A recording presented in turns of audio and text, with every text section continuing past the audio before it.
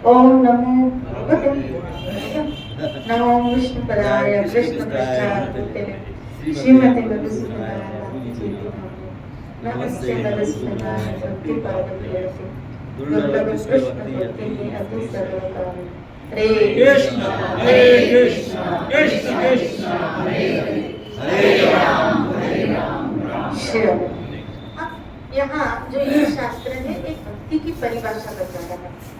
किसी कहते हैं आज तक हम सब यही समझते आए कि मंदिर में गए, बाहर से एक फूल माला खरीदी और भगवान को चढ़ाती, लड्डू की एक पेटी खरीदी और वो लड्डू की पेटी भगवान को चढ़ा दी, या कुछ तुलसी के पौधे या तुलसी पत्र ले लिए और भगवान के चरणों में और हमारी भक्ति हो गई।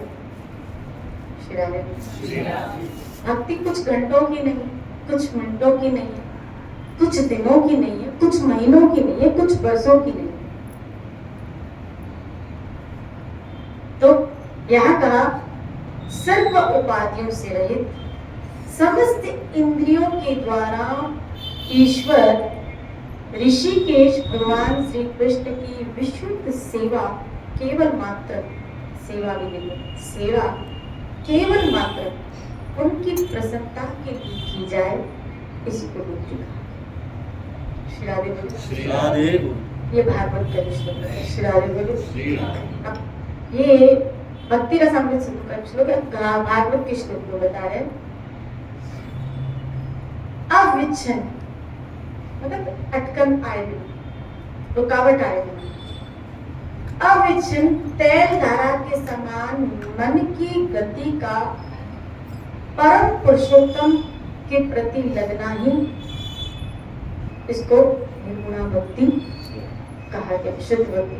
परंतु श्री रूप गोस्वामी ने उपयुक्त सभी भक्ति के लक्षणों को अंतर्भूत तथा उनसे भी अधिक अत्यंत सुंदर भक्ति की परिभाषा बताई। श्री रूप गोस्वामी के ऊपर जहाँ भागवत ने कहा तेल धारा आपकी विचारों की धारा ठाकुर जी के प्रति बहती है, तेल धारा श्री में। अब रूप गोस्वामी क्या कह रहे, अन्य अभिलाषात् शून्यम ज्ञान कर्म आवृतम अनुकूलेन कृष्ण अनुशीलनम भक्तिरोत्तमम श्री कृष्ण को सुखी करने की इस तरह अतिरिक्त समस्त प्रकार की अभिलाषाओं से रहित। आप देखो यहाँ कृष्ण को प्रसन्नता करने के हेतु अतिरिक्त आपके अंदर और कोई इच्छा रह ही न जाए और कोई कामना रह ही न जाए, इसी को कहा उत्तम भक्ति। श्री राधे कि कृष्ण की खाली प्रसन्नता के लिए। अब आप कहेंगे क्या हम घर गृहस्थ में रह के क्या ये विचारों की धारा या ऐसा भाव खाली कृष्ण की प्रसन्नता के लिए ऐसा जीवन यापन किया जा सकता है? क्योंकि विचार देखो, विचार कहाँ है? बुद्धि में। विचार मन और बुद्धि का तो खेल है। श्री राधे बोलो, श्री राधे। इस भौतिक जगत में उनको क्या चाहिए? शरीर। अब आप विचार किसके साथ कनेक्टेड है? आसक्ति के साथ। विचार किसके साथ कनेक्टेड?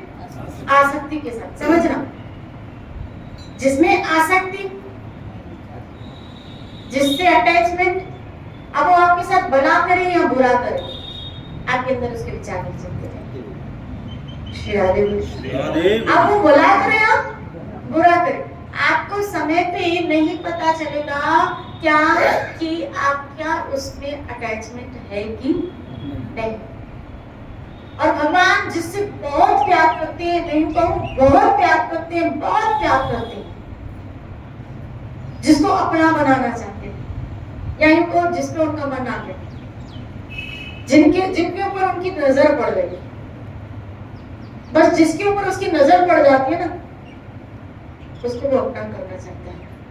और जिसको वो अपना करना चाहता है ना, उसको कई कसौटियों पे खड़ा उतरना पड़ता है। जैसे मैं फिर एग्जाम्पल दूं, यहाँ कोई सुनार बैठा,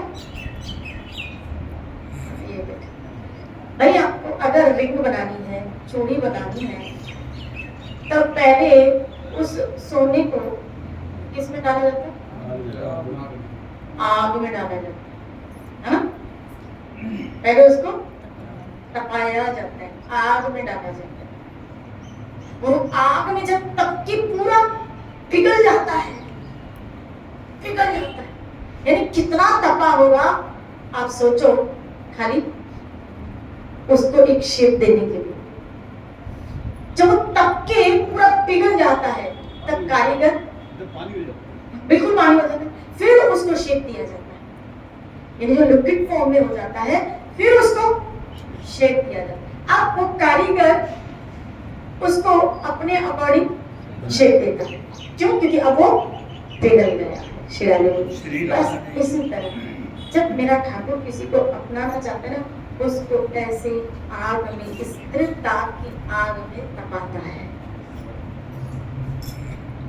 स्थिरता की आग में तपाता है, क्योंकि उसको अपना शेप देना है, उसको अपने सांचे में इसको ढलाना है। ये ताप में जलेगा तो गहना बनेगा। संसार की ताप में जीव जलेगा तभी ये गहना और तभी वो ठाकुर का हार बनेगा, या मुद्रिका या हार बन। लेकिन उसको पहले संसार की ताप में, और जब तपना, याद रखना, जब भी आग से संपर्क आएगा जलन तो होगी। बस इसी तरह जीव जब दुख रूपी ताप के संपर्क में आता है, जलन तो दुखी तो होगी, लेकिन चिंता मत करना, क्या गहना बनने के लिए ही आपको तपाया जा रहा है। उसका गहना बनने के लिए आपको तपाया जा रहा है। और ये बात जब समझ में आती है ना, ये बात जब समझ में आती है तब जीव क्या होता है, चाहे जैसे कुछ ना और तेरा ही था, तेरा ही है, तेरा ही रहो। गम की रातें लगेंगी ऐसे सुख का, बस एक बार तुझे कह देना, मुझे वो गम नहीं सताएगा, क्योंकि आप साथ है ना प्रभु, और आप साथ है तो फिर मुझे ये गम नहीं लगेगा। और तो फिर तो हर एक सितम हंस के श्री अब चाहे जैसे मुझे कुछ ना तुम्हें कहूंगी प्रभु, न किसी और को, क्योंकि अब बात समझ में आ गई, मुझे गहना बनाने के लिए ये सब किया जा रहा है, मुझे जो इस संसार की ताप में जलाया जा रहा है। जिसे तुकाराम जी के जीवन में चरित्र में आया कि जब तुकाराम जी महाराज सत्संग करते, अब आपको तो पता है जब आप भगवान की राह में चलते हो, ईश्वर की राह में चलते हो, तो विरोधी तो कहीं खड़े हो ही जाते। श्री तुकाराम जी महाराज अपने मौज में सब, न किसी से लेना, न किसी के जाते, अपना भजन करते, ना नाम जप करते हो, जो आ जाता उनको कथा सुनाते, नावरी के तक जो आ जाता था उनको कथा सुनाते। तो एक दिन ऐसे सत्संग कर रहे थे, दो मित्र, जिसमें एक मित्र अपने दूसरे मित्र को जबरदस्ती पकड़ के ले गया। तो एक बार वो इतना विषय था तो उसको कहा कि जो एक बार सत्संग, एक बार मेरे साथ चल, और वो मित्र उसके साथ चला। अच्छा लगा उसको सत्संग, और धीरे धीरे वो तुकाराम जी की सेवा में लगा, और ऐसे करके उसके जीवन में बहुत चेंज आया, परिवर्तन आया, और उसका मन इस भौतिक जगत से थोड़ा, तो आपको पता है जिनका मन हरि में लगता है वहाँ लौकिक व्यवहार में, बातों में मन हटे हुए दुनिया। तो आपको अपना ज्यादा से ज्यादा समय प्रभु की भक्ति में, तुकाराम जी की सेवा में बिताता था। तो ऐसे जो घर में अपनी पत्नी को टाइम नहीं दे पा, और मुसीबत है जब औलाद या पति बिगड़ा हुआ ना तो रोते हुए आएंगे, और जब ऐसे सुधर जाए ना तो फिर रोने डालेंगे। ये दुनिया की बड़ी उल्टी रीत है। अगर वो सुधर जाए कि इतना भी करने की जरूरत नहीं है कि हमें ही छोड़ दो। शिरारे बोले करो लेकिन हमें मत छोड़ो। शिरारे उसका व्यवहार अपनी पत्नी से हाँ जो काम वो काम कर लेता था। इतनी इसकी पत्नी को गुस्सा आया, बहुत परेशान हो गई कि अब तो मुझसे बात ही नहीं करती, लेकिन अब करे क्या, उसकी सारी बड़ास किसके पे दुकान गुस्सा सारा कि इसकी वजह से मेरा पति बिगड़ा। शिरारे बोलो ना शिरारे, अब करे क्या। उसने अपने पति को कहा आप में ऐसे चेंजेस देख के मुझे बहुत खुशी हो गई। जिस संत ने चेंज किया, मेरी इच्छा है क्या उसको घर पे बुलाएंगे, उसको प्रसाद पाओ। शिरारे बोलो क्या पवन प्रसाद बोलो ना शिरारे। खुश हो गया, अरे वाह मेरी पत्नी के ऊपर भी भक्ति का रंग लग रहा है। अच्छा आज संत के नेतृत्व हमेशा चिढ़ती रहती है, खाली सब तुकाराम जी की सेवा के लिए चिढ़ती है, तो जाके जल्दी से तुकाराम को महाराज ऐसी ऐसी बात है, क्या पता आपके चरण घर पे पड़ेंगे तो उसमें बुलाकर ऐसी बात है तो मैं जरूर तुम्हारे यहाँ चलूंगा। बहुत सीधे शंकर, बहुत सरल होते, बहुत भोले होते, उनको इस दुनियादारी का नहीं पता होता। शिरारे बस उनके साथ चक्रदान होता है जो सब उनको इंटीमेट होता है, उनको बचाता रहता है, नहीं तो दुनिया को उनको खा जाए। ये तो मेरा ठाकुर उनके साथ होता है ना, तो वो चक्रधारी, वो चालाक, वो चतुर शिरोमणि, वो उनके साथ रहता है, इसलिए दुनिया आपको चक्कर नहीं, क्योंकि हर चक्र से यही निकलता है। बता रही हूँ कि समाज संतों को भी नहीं छोड़ता, ये जगत का कल्याण करो। शिरारे बोलो अब घर लेके आए, आसन वासन दिया, बिठाया, ये तो अंदर झली पड़ी पड़ी। इसने भी क्या किया था, चूल्हे पे गरम गरम पानी का ऐसे टॉप लेके रखा था और पानी से उबल रहा, इससे ऊपर तुकाराम जी बैठे थे, ये वो गरम हो लेके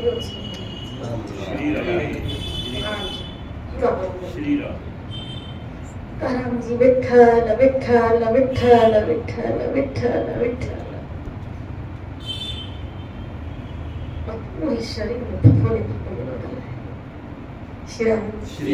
मैंने तो किसी का कुछ बिगाड़ता नहीं, मैं तो अपना भजन। शिराने बोलो। तो ये दुनिया जब संतों को नहीं छोड़े तो आपको कैसे छोड़ेगी, हमें कैसे छोड़ेगी बता। जबकि ना उनका किसी से लेना ना देना, वो तो हरि से ही उनका आदान प्रदान, ठाकुर से उनका आदान प्रदान है। हम तो फिर भी इस जगत में रहते हैं, वहाँ आदान प्रदान है, तो यहाँ उनका तो हरि से ही आदान प्रदान, उन्हीं के लिए जीते, उन्हीं के गुण गाते, उन्हीं का भजन करते, उन्हीं का प्रसाद पाते, लेकिन फिर भी इस दुनिया में उसको नहीं छोड़ा। तो हमें और आपको कैसे छोड़ेंगे, क्योंकि हम तो इनके बीच में रहते हैं। बोलो ना श्री राम। कोई कुछ करे, कोई कुछ बोले, तो यही सोचना टटोला जाना, हर स्थिति ईश्वर कृपा समझ के उसको स्वीकार, टटोला जाना। उत्तम भक्ति उसी को कहेंगे कि हर हालत में आपकी प्रसन्नता का केंद्र, देखो जो भी जीवन में घटना घट रही है, काम को जीवन में जो भी घटना घट रही है उससे अपने मन की स्थिति का एनालाइज किया करो, क्योंकि आप जिस क्लास में बैठे हैं ना, ये इसकी स्कूल है जहाँ आपका एडमिशन हो चुका है भक्ति में, और अब एग्जाम तो चालू होंगे, एग्जाम तो चालू होंगे, और ये स्कूल वो है जो सीधा धाम तक पहुंचाएगा। जैसे नहीं, अगर स्कूल में या कॉलेज में एडमिशन लेते हैं तो डिग्री हाथ में लगती है, इस क्या एडमिशन लेने से क्या भगवत धाम हाथ लगता है, भगवान हाथ लगता है, ईश्वर हाथ लगता है। अब जितना हाई क्लास उतना एग्जाम भी हाई हो। याद रखिएगा, इस भौतिक जगत में जब आप यहाँ एडमिट हो गए हो, अर्थात ईश्वर की शरण में आ गए हो, प्रभु शरण में आ गए हो, और जो जितना गंभीर होता है, जो जितना सिंसियर स्टूडेंट होता है, उसको उतना मेरा ठाकुर इस कीचड़ में से निकालने का प्रयास करता है। इसलिए हर स्थिति आपको अपने मन का चेकआउट करना है। क्या कि किसी में आसक्ति तो नहीं, किसी में राग द्वेष, ये सब पता चल जाता है। साधारण स्थितियों में आपको पता नहीं चलेगा, ऐसी विपरीत स्थिति आती तो पता चलता है कि ये प्रभु, इसका मतलब है अभी भी मेरा पूरा राग आपकी तरफ नहीं है, तभी तो मुझे दुख हुआ। भाई सामने वाले व्यक्ति ने मेरे साथ ऐसा व्यवहार किया तो मुझे दुख हुआ। क्यों दुख हुआ? क्योंकि कहीं ना कहीं उस व्यक्ति के साथ अपनापन है। दुख कब होगा?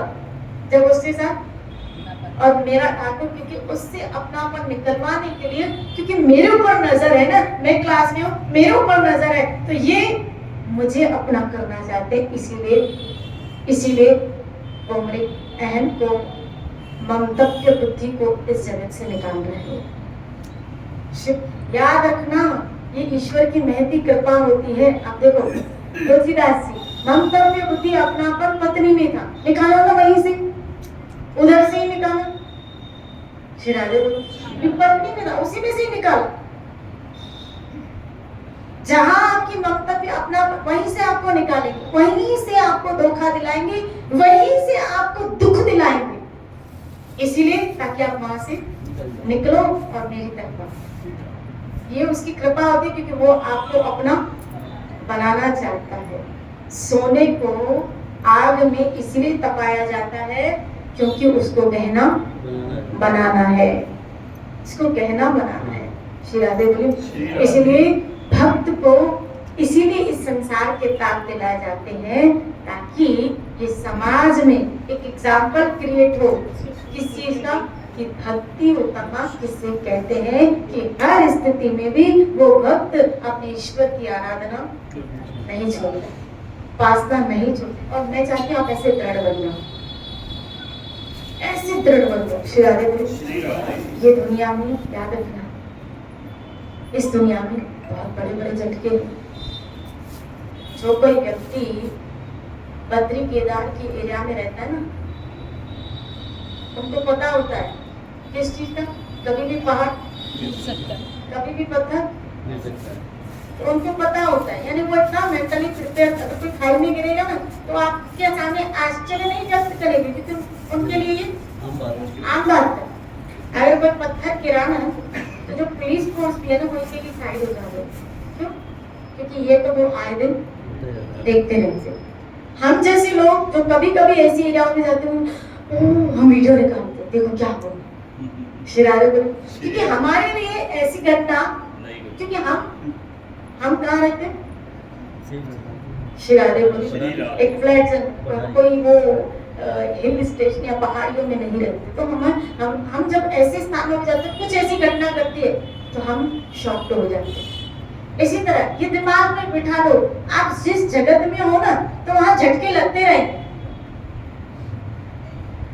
भाई यहाँ दुनिया बनाने वाले ने क्या कहा? त्रिताप, यहाँ 3 प्रकार के ताप हैं। ये संसार दुखों का घर है। श्री राधे, तो ताप भी है बेटा और दुखों का, तो उसने तो बोल दिया, तो ये झटके तो आपको लगेंगे। कभी इधर से झटका, कभी उधर से झटका, कभी उधर से झटका, तो कभी ये झटके लगते रहे। श्री राधे बोले, आते रहे, लेकिन आप उन झटकों को सहन कर पाओ। इसीलिए आपके हमारे, जब तक हम श्री हरि की शरण में रह के उसकी उत्तमा भक्ति को प्राप्त, जितना आपका भजन पावरफुल होगा उतने संसार के झटके बेयर कर पाओगे। जितना आपका सत्संग पावरफुल होगा, आपने जितना धारण, आप संसार के झटके बेयर कर पाओगे। वही व्यक्ति बेयर कर पाएगा जो आध्यात्मिकता, अपनी स्पिरिचुअलिटी को मजबूती से पकड़े हुए, नहीं तो वो इस संसार के झटकों को बिल्कुल स्वागत करते हैं। श्री राधे बोले, अच्छे से अच्छे व्यक्ति को भी जब ये झटके, क्योंकि मैंने देखा है इस जगत में हार्ट अटैक आ जाए, पैरालाइज अटैक हुआ, बोले क्यों? टेंशन। श्री राधे बोले, भारी भारी जब झटके इस भौतिक जगत में आते हैं तो इंसान का मानसिक संतुलन बिगड़ जाता है। और जहां आपका मानसिक संतुलन बिगड़ा वहां आपका हेल्थ संतुलन भी बिगड़ जाएगा। देख ले आपका मानसिक संतुलन, और मानसिक संतुलन कब बिगड़ता है बताओ? इमोशनली जहां आप अटैच्ड है। मानसिक संतुलन आपका वही बिगड़ता है जहां आप इमोशनली जुड़े हैं। इसीलिए मैं हमेशा कहती हूँ क्या, जब तक आप इमोशनली मेरे गोविंद से नहीं जुड़ेंगे तब तक यहाँ झटके तो लगते ही। वेद कहते हैं, चलो वेद कहते हैं पदम पदम विपदा। यहाँ पद पद पे बेटा विपदा है, पद पद पे विपदा है। यहाँ कौन कब कहाँ धोखा दे जाए, कौन कहाँ कब चीट कर जाए, कौन कहाँ धोखा। श्रील प्रभुपाद एक जगह लिखते हैं, धोखा देने की मनुष्य की प्रवृत्ति है। जन्म में पड़ा होता श्री राधे बोले, धोखा देने की मनुष्य की प्रवृत्ति है। श्रील प्रभुपाद लिखते हैं, राधे बोले। ये आपको धर्म या आपको सिद्धांत क्यों समझाया जाए? ये सब भगवान की जो व्यवस्था है ना, अगर मनुष्य व्यवस्था से चले ना, व्यवस्था से चले तो मैं सही कहूं, भागवत के श्लोक मुझे स्मृति में आ रहा है। भागवत ने कहा क्या कि अगर धर्म का सही सही निर्वाह हो, धर्म का सही सही निर्वाह हो तो इंसान मोक्ष की सीढ़ी तक पहुंच जाएगा। क्योंकि वो धर्म का सही सही निर्वाह आपको विरक्ति की तरफ लेके जाएगा और वो आपको मोक्ष तक पहुंचाएगा। मुसीबत है धर्म का सही सही निर्वाह हो नहीं रहा है। अब जब धर्म का जब सही निर्वाह नहीं होता है तो क्या होता है तो बताए? धर्म का जब सही निर्वाह नहीं होता है तो क्या? विषय आसक्ति, विषय में गिरता है, विषय में गिरता है। श्री राधे बोली, धर्म का निर्वाह सही, आपका गृहस्थ आश्रम है और अगर उसका सही निर्वाह चलोगे, एक पत्नी के साथ चलोगे, आप देखना अगर आप अपनी पत्नी के साथ, आप अपने पति के साथ, एक ही पत्नी के साथ ये धीरे धीरे धीरे धीरे सही निर्वाह अगर गृहस्थ आपने, तो वो आपको एक नए दिन संतों से मुलाकात करना है और वो संतों से मुलाकात आपके अंदर भक्ति का, और वो भक्ति धीरे धीरे आपको मुक्ति की तरफ निर्वाह। श्री राधे बोले, ये जो वर्ण आश्रम धर्म पद्धति में बनाई गई ना, वो एक्चुअली खाली आसन, अगर सही सही ट्रैक पे चला जाए ना, सही सही ट्रैक पे, तो भी आप ईश्वर पद के अनुगामी बनते हैं। मुसीबत ये है कि कभी कभी इन्हीं आश्रमों की आड़ लेके हम अधर्म करते हैं, और अधर्म मतलब भोग, अधर्म मतलब विषय वासना, वो वासनाओं की तरफ गिरता जाता है। श्री राधे बोले, आप जहां हो ना, खाली अपने एक्यूरेट धर्म के अनुसार चलो, निकल जाओगे, आपको सहज में साधु संग मिल जाएगा क्योंकि आप ईमानदारी से चल रहे हो। मुझे, मैं आप लोगों से पूछती हूँ, आप में से किसी ने एक टांग में खड़े रह के यहाँ इतनी बड़ी तपस्या की थी क्या मुझे सत्संग मिले? बोलो, सोचा ही नहीं। श्री राधे बोलिए। लेकिन वो लोग यहाँ बैठे हैं क्या कि जो वर्ण आश्रम धर्म की सिद्धांत को फॉलो करते हुए ईमानदारी से चल रहे थे। श्री राधे बोलिए, बोलो ना श्री राधे। चाहे फिर आप लड़का हो, चाहे लड़की हो, चाहे गृहस्थ हो, चाहे स्त्री हो, चाहे पुरुष हो, चाहे वैश्य हो, चाहे कुछ भी हो, ये मैटर नहीं रखती है बात, ये मैटर नहीं रखता है बात। श्री राधे बोलिए। वो आपको विरक्ति की तरफ लेके जाएगा, आप निकल जाओगे और वही क्या शुद्ध भक्ति की तरफ लेके आता है। आज समझ में आ रही है ना कुछ चीजें, धर्म क्या है अधर्म क्या है, सुनने के बाद, सुनने के बाद, और सुनने के बाद भी कोई न समझे तो फिर समझ लेना उसने अपने दरवाजे खुद से बंद कर दिए। अगर घर में अंदर से दरवाजा बंद है, और मैं अंदर से कह रही हूँ दरवाजा खोलो, दरवाजा खोलो। कहाँ से खोले? अंदर से तो ऐसे अगर ईश्वर ने सब कुछ दिया और उसके बाद भी मनो परिवर्तन नहीं, तो दरवाजा करने पे अंदर से ही बंद किया है। अब अंदर से ही बंद किया होते तो भगवान मुझे निकालो। ठाकुर कहेगा अंदर से खोल के करी तो मैंने तो सब तुझे दिया, मैंने तुझे अपना नाम, मैंने तुझे अपनी कथा दी। मोक्ष के लिए, मुक्ति के लिए, इस भौतिक जगत से निकलने के लिए सब साधन आपको मिले हैं, सब साधन आपको मिले हैं।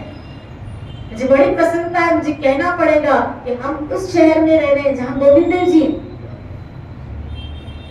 उनके आश्रय, उनके निकट में आपको कथा का सौभाग्य मिल रहा है। क्या और क्या मांगोगे उससे? दर्शन करूं सुबह मिल रहा है, सत्संग मिल रही है, भजन हो रहा है, कीर्तन, ये सब इस जगत से निकलने की बहुत सफिशिएंट। वृंदावन में यही होता है, संतों के सभा में यही होता है, और वो चर्चा सुनने को मिल रही है। मैं आपको सही कह रही हूँ, भक्ति की वो चर्चाएं यहाँ निकलती है, वो मिल रही है जो आपको कहीं नहीं सुनने को मिलेगी। राधे बोलो। ये महाप्रभु की विशेष कृपा है। क्यों कृपा है? क्योंकि वो इसी पथ के अनुगामी है। वो भक्ति के महत्व को समझने का हमको मौका मिलता है, वो उस पथ पे चलने का। अब वो आपके ऊपर है कितना आप लेते हैं, लेकिन अगर अंदर से दरवाजे बंद करो तो फिर किसी को दोष यही होगा। कितना सुअवसर मिला, इतना सुअवसर मिला, सब चीजें मेरे अनुकूल, इतना सुअवसर मिला, और फिर मैंने इसका लाभ नहीं उठाया। इतना सुअवसर श्री राधे बोले। इसलिए जो इस जिंदगी में हो रहा है वहां टटोलो अपने आप को, कहाँ मैं अटकी हुई हूँ, या मैं कहाँ अटका हूँ। धन है, व्यक्ति है, वस्तु है, स्थान है, घर है, दुकान है, बच्चे हैं, पोते पोतियां हैं, समाज है, रेपुटेशन है, मान सम्मान की भावना, सब अपना चेकअप करो, कहाँ अटके हुए, किधर हम अटके हुए।